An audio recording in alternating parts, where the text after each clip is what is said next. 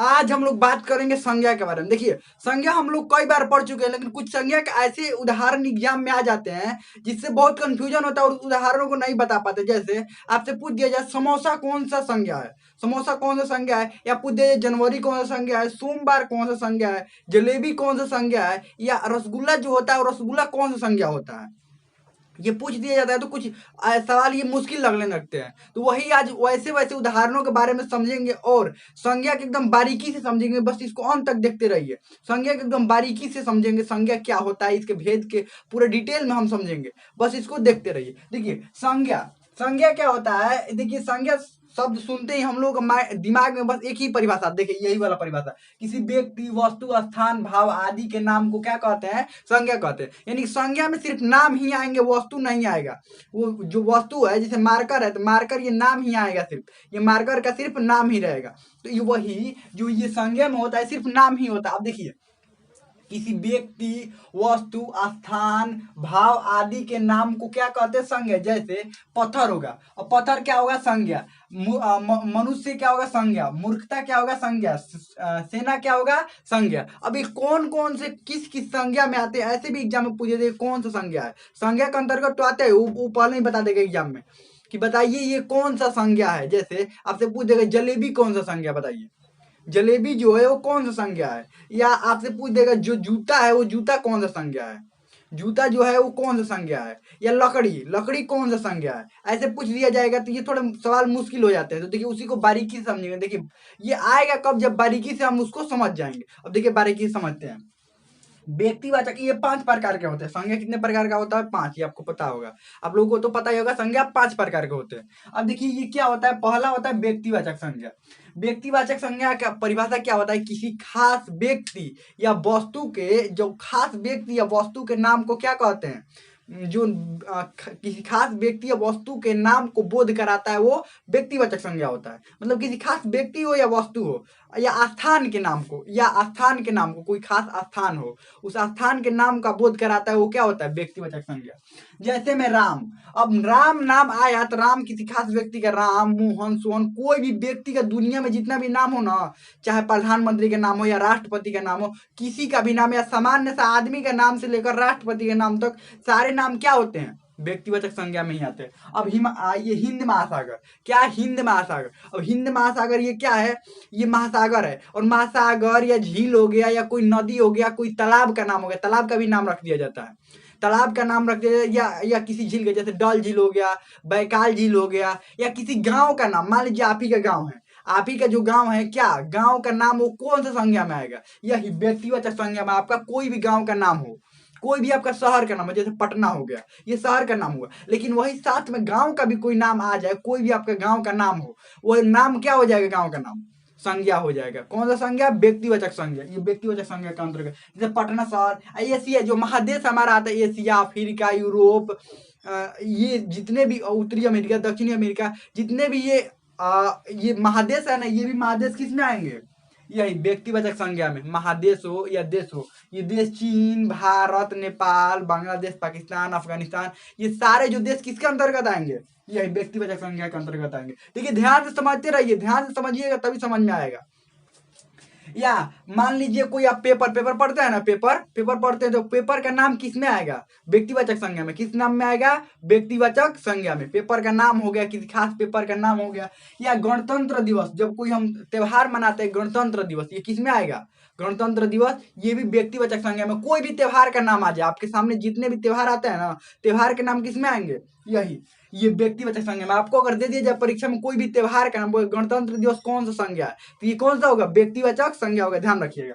आगे देखिए, ये सोमवार, मंगलवार, ये जनवरी, फरवरी, ये सब जो होता है, सोमवार, मंगलवार, बुधवार, ये दिन का नाम हो गया या महीना का नाम हो गया, जनवरी, फरवरी, मार्च, अप्रैल। या इसको ये महीना का नाम ऐसे भी आता है ना, माघ, चैत, ये भी आता है, भादो, ये सब भी क्या हो जाएगा, ये सब भी व्यक्तिवाचक संज्ञा के अंतर्गत ही आते हैं। या आपका मोबाइल का नाम जो आता है ना, मोबाइल का जो नाम है, वो मोबाइल का नाम किस कौन सा संज्ञा, अगर कोई भी मोबाइल का नाम सैमसंग, ये कौन सा संज्ञा हुआ, सैमसंग जो मोबाइल का नाम है सैमसंग, ये कौन सा संज्ञा, कोई पूछ देगा तो क्या बताइएगा, ये व्यक्तिवाचक संज्ञा के अंतर्गत आते हैं। किसके अंतर्गत आते हैं, व्यक्तिवाचक संज्ञा के अंतर्गत आते हैं।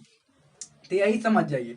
तो ये व्यक्तिवाचक समझ में आ गया, हमें लगता है कि व्यक्तिवाचक बहुत अच्छा से समझ में आ गया होगा। अब आगे बढ़ते हैं, जातिवाचक संज्ञा की तरफ चलते हैं, जिससे किसी खास वस्तु या किसी खास वस्तु के जाति का बोध होता हो, किसी खास वस्तु के जाति का बोध या किसी खास जाति का बोध होता हो, जिससे किसी खास जाति का क्या हो, बोध होता हो। ये वस्तु हो जाए या कुछ भी हो सकता है, जैसे गाय, या खास व्यक्ति या खास जो वस्तु होता है उस वस्तु के जाति का बोध हो, जैसे गाय।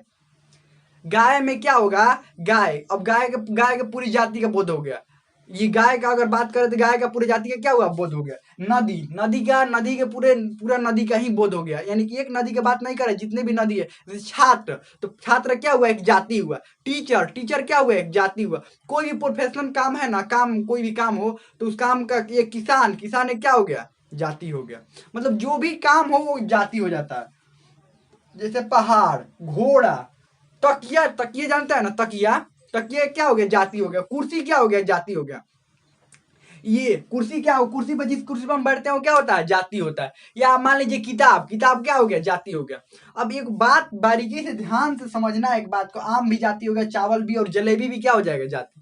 एक बात ध्यान से समझना है, जो द्रव्यवाचक संज्ञा से जो भी निर्मित पदार्थ होते हैं वो जातिवाचक बन जाते हैं। हम द्रव्यवाचक, द्रव्य का मतलब समझते हैं ना, जिसे नापा या तौला जा सके वो द्रव्यवाचक होता है। जैसे ये रसगुल्ला बनाने की जरूरत होता है चीनी, उसके लिए तेल की भी जरूरत होती है, तेल का जरूरत होता है। तो जब चीनी रहता है, तो चीनी किसके अंतर्गत आएगा, द्रव्यवाचक, जिसे नापा या तौला जाता है, द्रव्यवाचक अंतर्गत आएगा।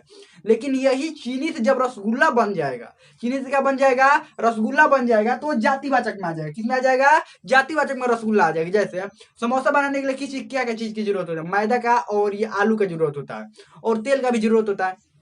जो मैदा होगा वो द्रव्यवाचक होगा, आलू होगा वो द्रव्यवाचक होगा, क्योंकि नापा या तौला जा सकता है। ये तेल होगा, द्रव्यवाचक होगा। सबको मिक्स करके जैसे भी समोसा बनाया जाता है, समोसा बनकर तैयार होगा तो ये आ जाएगा जातिवाचक में। समोसा जब बनकर तैयार होगा तो किस चीज में आ जाएगा, जातिवाचक में आ जाएगा। तो ध्यान रखिएगा, जिससे द्रव्यवाचक से जो भी पदार्थ निर्मित होता है वो किस चीज में आ जाता है, सीधे जातिवाचक में आ जाता है। जैसे आपका ये जलेबी जो है, जलेबी बनाने के लिए क्या क्या चीज की जरूरत, मैदा की जरूरत होती है, तेल की जरूरत होती है, और ये इसकी भी, चीनी की भी जरूरत होती है। तो तेल क्या होगा, द्रव्यवाचक, चीनी क्या होगा, द्रव्यवाचक, और उसके बाद मैदा क्या होगा, द्रव्यवाचक। जब बन उनके तैयार हो जाता है तो कहाँ पर आ जाता है, ये जातिवाचक में आ जाता है। हमें लगता है समझ में आ गया होगा। हम आगे बढ़ते हैं, अब भाववाचक की तरफ बढ़ते हैं। जिस संज्ञा से, देखिए यहाँ पर गलती से सर्वनाम लिख दिए हैं, गलती से क्या लिख दिया गया है, यहाँ पर सर्वनाम, तो यहाँ पर क्या होगा, संज्ञा। तो देखिए भाववाचक संज्ञा क्या होता है, जिससे भाव का, जिससे किसी व्यक्ति या वस्तु के गुण, भाव, दोष, इस सब का बोध होता है, वो क्या होता है, भाववाचक संज्ञा होता है। अब देखिए, जिससे अच्छाई, किसी की अच्छाई बुराई सब दिख जाता है। अच्छाई, मिठास, मीठा लगता है, खट्टा लगता है, कड़वा लगता है, ये सब क्या हुआ, ये सब ये एहसास दिलाता है उसके बारे में, जो वस्तु रहता है उसके बारे में। अब उसके बाद लंबाई, चौड़ाई, ऊंचाई, किसी भी व्यक्ति का लंबाई मापा जाता है, घर का लंबाई मापा जाता है, या किसी भी चीज की लंबाई मापा जाता है, चौड़ाई मापा जाता है, ऊंचाई मापा जाता है। ये सब किस में आएगा, भाववाचक में आएंगे, लंबाई, चौड़ाई, ऊंचाई। या मित्रता किया जाता है, किसी से दोस्ती किया जाता है, फ्रेंडशिप, दोस्ती किया जाता है, तो क्या होता है ये मित्रता, ये आता है भाववाचक में। अगर दुश्मनी कर लीजिएगा, किसी से दुश्मनी कर लीजिए, शत्रुता, तो ये भी इसी में आ जाएगा। किसी से दुश्मनी कर लीजिएगा तो किस में आ जाएगा, भाववाचक में आ जाएगा। बुढ़ापा, जवानी, ये सब किस में आ जाएगा, भाववाचक में। पढ़ाई लिखाई, जो पढ़ाई करते हैं हम ना, पढ़ाई करते हैं, क्या हो जाएगा, ये भाववाचक हो। जो पढ़ाई हम करते हैं वो क्या हो जाएगा, भाववाचक हो जाएगा।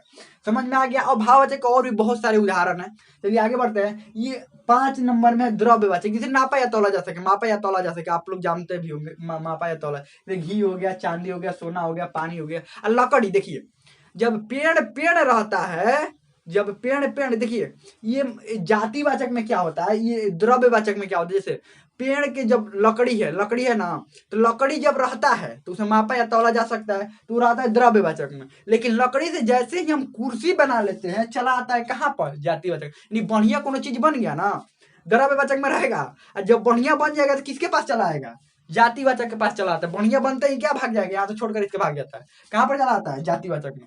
और जब खराब रहेगा तो किसके पास रहेगा, इसके पास। जैसे ही बढ़िया हुआ तो निकल कर कहाँ चला आता है, जातिवाचक में। जैसे ऐसे समोसा वाला हुआ था, समोसा सब मैदा, आलू और तेल सब इसमें था। और जब बढ़िया बनने के बाद वैल्यू हो गया, ज्यादा बढ़ गया उसका वैल्यू, वैल्यू बढ़ते ही कहाँ पर चला आया ये जातिवाचक में। रसगुल्ला वाला भी यही हुआ था, रसगुल्ला के जितने भी मटेरियल थे, तेल हो गया, चीनी हो गया, ये सब इसमें थे। तेल चीनी, हाँ तेल चीनी भी आ जाएगा इसमें, तेल भी हो जाएगा और चीनी भी हो जाएगा। ये सब किस में रहेंगे? द्रववाचक में। जैसे ही रसगुल्ला बना, कहाँ में भाग कर चला आया? यहाँ जातिवाचक में। अब देखिए ये द्रव्य होता है, न कि द्रव। अब द्रव में अंतर समझ लीजिए, द्रव नहीं होता है, द्रव मतलब तरल पदार्थ होता है, लिक्विड होता है, जबकि ये होता है क्या? द्रव्य।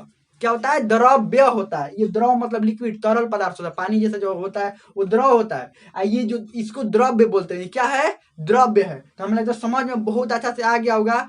कोई भी डाउट हो, कोई भी क्वेश्चन हो तो आप कमेंट में पूछ सकते हैं, हमें लगता है समझ में आ गया होगा।